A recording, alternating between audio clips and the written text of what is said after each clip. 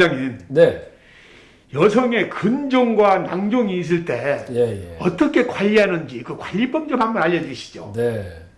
여성들에게 많은 질환들이 생기지만 그 중에 또 대표적인 것이 자궁의 근종하고 난소의 낭종이에요. 그러면 이제 근종이라고 하는 것은 말 그대로 근육에 쌓이는 덩어리다. 네. 낭종은 주머니 모양의 덩어리다. 이렇게 보면 돼요. 그래서 이게 대표적으로 생기는 것은 이제 자궁에는 근종, 난소에는 낭종. 그래서 그냥 자궁 근종, 난소 낭종 이게 이제 대표적으로 이렇게 얘기를 하는 거죠. 네. 그런데 요즘에는 이제 이런 것들이 어린 나이에 생긴다는 것이 문제예요.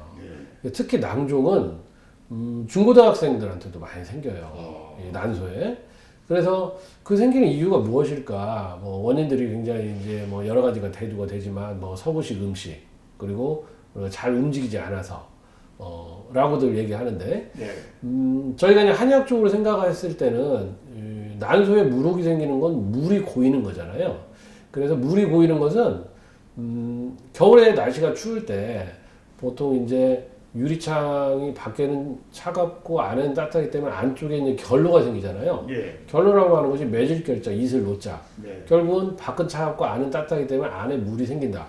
그러면 되게 몸이 차가운 사람이 피부 쪽으로 혈액순환이 잘 안 됐을 때 체온이 떨어지면서 안에는 신부 온도는 좀 이제 뭐 정상이나 높게 되겠죠. 아니면 상대적으로 높겠죠. 네. 그러면서 안에 물이 생겨서 그 물 주머니에 물이 생긴다. 그게 되게 보통 그게 난소의 낭종으로 보거든요. 네. 그리고 근종이라고 하는 것은 어쨌든 무언가 형체가 생기고 덩어리가 생긴다면은 다 차가워서 생긴다. 물론 이것은 이제 뭐 에스트로겐이라는 여성 호르몬이 너무 과잉해서 그렇다고 하지만 그러면은 에스트로겐이 왜 과잉하게 되는지에 대한 거 그리고 그것을 또 그럼 에스트로겐을 좀 차단시키고 과잉하지 않게 하기 위한 것은 또 마땅한 또 방법이 없단 말이에요. 네. 그래서 물론 이제 그것을 뭐 차단하는 약제가 있지만 그런 약제도 미혼인 경우에 오래 쓸 수가 없어요. 그리고 그것은 또 근본적인 치료가 아니거든요. 네. 그래서 어차피 호르몬이라고 하는 것도 외부에서 들어오는 것이 아니라 내 몸에서 내 몸의 상황에 따라서 호르몬이 분비가 되는 거기 때문에 그 호르몬을 잘 분비하고 균형 잡히게 하려면은 우리 몸의 상태가 좋아져야 된다는 것이에요. 그래서 이러한 경우에 여러분들이 이 발견하고 나면 되게 커졌으면 수술하거나 증상이 심해졌을 때는 수술을 해야겠죠. 그죠? 네. 근데 이러한 것들이 좀 작거나 그랬을 때 꼭 한의원에 오셔서 얘가 좀 자라지 않도록 어떻게 해야 하는지 그리고 또 작을 때는 또 약물 치료를 한약 치료, 뜸 치료, 뭐 온열 치료 이런 걸 통해서 줄어들거나 없어질 수도 있기 때문에 여러분들이 꼭 한의원에서 조언을 받으시기 바랍니다.